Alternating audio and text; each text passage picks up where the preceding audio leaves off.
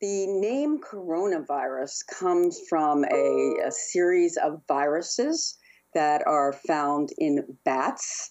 There are about 1,300 species of bats, and at any one time there are about 6 to 8 coronaviruses that are circulating in bats. So there are many different species of bats. There are only 7 species that have been known to infect man so far, 4 of which we all know very well. They cause the common cold, and there are 3 that are more deadly. SARS-1, SARS-2, and MERS. The term corona comes from the halo that is seen around the virus with the spikes that come out of the coronavirus when you look at it under electron microscopy. That actually most people it's a coronavirus disease, and it happened in the year 19. Some people use the word novel in front of it. But it is synonymous with what is called SARS-2, severe acute respiratory syndrome, and it's the second such coronavirus that we've seen that causes severe acute respiratory disease. And I'm going to step back and take a larger picture about it because I'm very interested in One Health and climate and planetary health.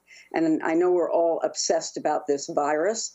But I think we have to think about what some of the activities that have happened in this Anthropocene where men have impacted the planet. We have changed the ecology of how we live with animals. So that if you look at most of the emerging viruses and the emerging diseases that have happened over the last 100 years, they've been what we call zoonoses. And zoonoses are spillover from animals. This particular coronavirus was noted first in a seafood market in Hunan, and it has to do with the fact that they're probably, even though this is a bat coronavirus, we do not know whether there's an amplifier animal in SARS-1, which also started in a seafood market in an area in China. It's the intimate living with humans and animals and spillover. In SARS-1, it was probably a civet cat that was being sold. For a while, SARS-2, this particular virus, was thought to be an amplifier with the pangolin, a highly trafficked animal. We know now that that's probably not true, and we don't know exactly how it actually began in the seafood market. But I want to bring us back to this idea that we need to be doing better surveillance in our animals and doing a better job with our planet. The large Nipah virus epidemic had a lot to do with deforestation and movement of bats closer to other animals, and another novel virus emerged. So I want to bring people back to some of the larger issues when we think about these emerging viruses that happen in the world. Is important. Climate change, deforestation, and changing ecology is crucial for how we have animal and human ecology change. For instance, we saw the Zika outbreak happened several years ago in northeast Brazil. There's been a lot of interesting discussion how deforestation may have played a role in that, and higher temperatures may have played a role in changing vectors, mosquito vectors in that role. Mosquitoes play no role in SARS, don't worry. But it's a very important question that I think when this all quiets down, we're sort of in the thick of this epidemic. I think we need to pay more attention to this concept of what I'm calling human and planetary health. There's a lot of different understanding of what isolation and quarantine is.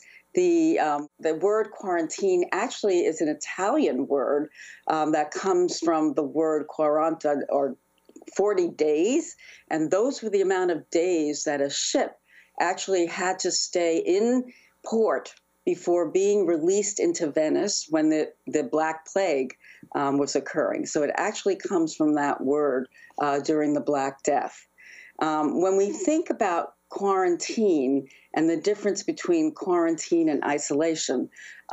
Isolation is when one has a sick person and you isolate them, whereas quarantine is if you've had contact with a person, you need to stay at home and minimize contact with family, well, with other people other than your family for 14 days. Not the only coronavirus we're going to see. Unless we pay attention, I'm really going to come down hard on this concept of One Health, keeping an eye on the intersection of our animals, our environment, and our human health. Are we going to get ahead of the ball for epidemics? Because this is not the big one. I mean, we think we're living in the big one. The big one is really a pandemic flu, which is airborne and not droplet-borne. Two can be aerosolized if you are doing a procedure which vigorously causes massive aerosolation, like when you intubate somebody. This is why healthcare workers, and there were 4,000 healthcare workers in China that actually got infected. The lovely thing about infecting young people is that there's a much smaller, even though it's really important to think about the young people, the mortality rate in young people is much lower. But let's go back to this question of aerosolizing. So this has to do with the size of the droplets and how they're actually suspended in air. The size of the droplets for SARS-2 or COVID-19 are larger droplets, and they fall. And they fall way within 6 feet, which is why we have these 6-foot distance that we're asking people to stay away from. Although healthcare workers are at much higher risk when they do aerosolizing procedures. And so we need to be careful about that. In SARS-1, actually one of the earliest disseminations was through fecal dissemination in the early residential building in Hong Kong, where there was a problem in the toilet. And we all know that SARS-1 and 2, COVID-19 is fecally excreted, but there have not been, first of all, diarrhea is not a major manifestation in that. But what I was talking about in the first epidemic with SARS-1, not COVID-19, there was fecal dissemination when there was a toilet that malfunctioned and aerosolized feces. So yes, there is potential for aerosolization, but it's only with unique procedures that happens. We really have no vaccine or effective treatment yet for this virus. What we do have is what we call non-pharmaceutical interventions, and that is basically quarantine and isolation and good, transparent communication and testing and surveillance.